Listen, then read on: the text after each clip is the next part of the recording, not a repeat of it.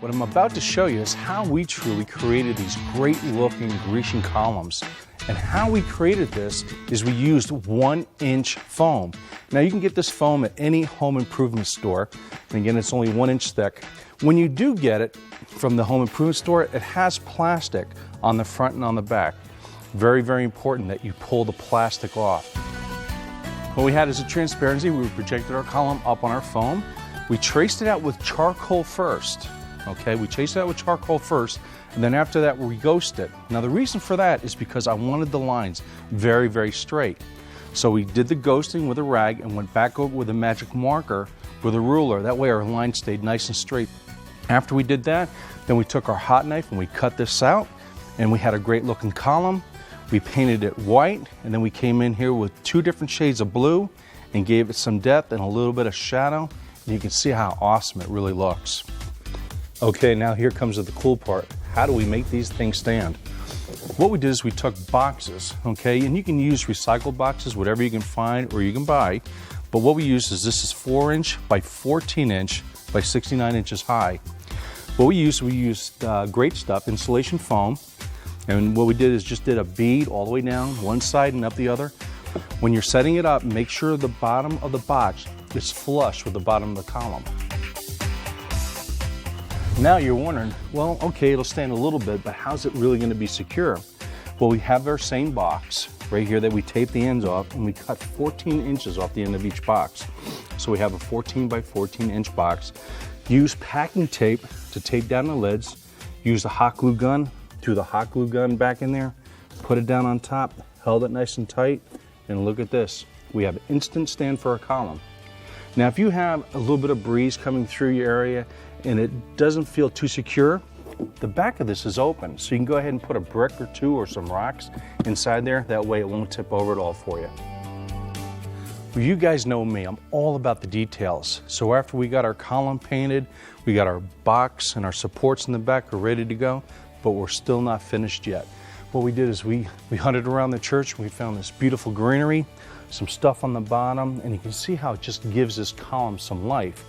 And of course what we did is we have our little spot here. Now these are just your ordinary spots that you can buy at your home improvement store. We plugged in that we hide the cords within the greenery, kind of run it in the back. You can see how it gives us this beautiful uplighting look and feel, and again, makes the set breathe and brings it to life. Now that the columns are finished, it's time to build stands. We're simply using cardboard boxes and foam adhesive. Okay, we got our great stuff, and we're going to go back and forth. Just make etches. It's like whipped cream. It does look like whipped cream, but we do not want to eat it. Okay, that's why I have the gloves on, because again, you guys do not want to get this on your hands at home there.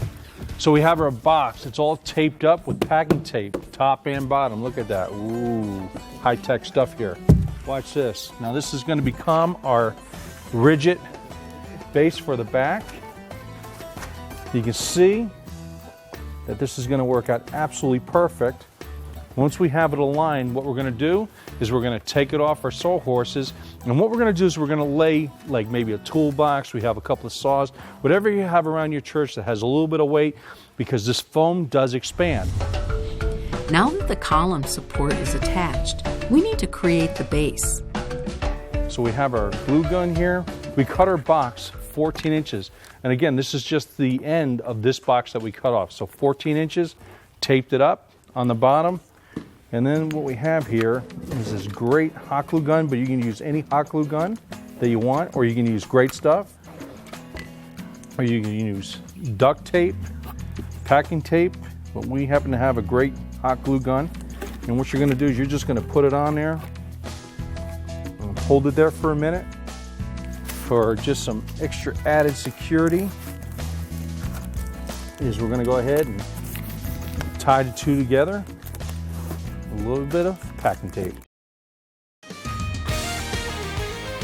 Well, here we are at the wall, and how we put this together, this was really, really simple. What we used is just 4x8 sheets of foam. You know, when we took it, what we did is we ripped off the plastic. Don't forget that, very important. You have to rip off the plastic, the front and back, so the paint has something to stick to. And then what we did is we put the two together, And how we did that is we used a little bit of the Great Stuff foam, squirted it in the center, put it together. And remember, when you put the wall together, you push the wall together with the Great Stuff in it, separate it, wait a minute, and then push it back together. Because remember, we're using it as glue, not as an insulation. It works perfect. Then what we did is we put duct tape on the back, flipped it around, put duct tape on it, man, and that thing is staying and it's going nowhere. Then what we did is we added a couple of accent pieces here. Now we used some of the scrap foam that was from the center of our cutout, and this is our 1-inch foam, and you can see we just made it a little bit longer, and this comes from your pattern that you'll see. This one was the 1/2-inch foam that we used just to have a little bit more relief, painted it a different color. Then we took the 1-inch foam here and we made all these rocks. We made probably about 60 rocks on this one. And there's no right or no wrong on the rocks. You can make them this big or that big, however you want to make them. We used a little bit of Great Stuff on this, and we took the tiny little nails and we pin nailed them into our foam and instant rocks. And you'll see and notice here what I did is to hide the seam right here is I put the rocks kind of over the seam to hide it so it's not so noticeable. Also what we did is we painted our base color, which was the beige, and then we went over it with a little bit darker color, and we used a sea sponge, we used a squirt bottle, and then we used a chip brush. And after we did that, we kind of just blended it out and we have this nice soft texture right here. Okay, now we're behind the scenes. You say, man, how do you make that wall stand up? Well, I'm about to show you. What we did is we took our 1-inch foam and I cut 6-inch strips, 8 foot long. But once we cut our beams here, again, 6 inches wide, 8 foot tall, we took our Great Stuff, we gave ourselves a bead, and then we put it on. We kind of shifted the foam back and forth a little bit. Remember, we want it to glue, not expand. So that's why we do the shift and the separation, right? Then, as we had it, so it stays in place, we take our little nail here. You see that little nail? And then what we do is you toenail, and that's what we mean by toenail. You go in sideways. So we went in sideways this way and sideways this way. We have a great brace right in the middle of our seam that supports our wall.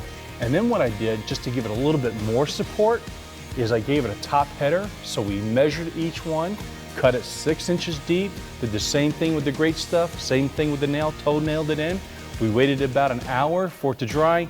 Man, we had a solid wall.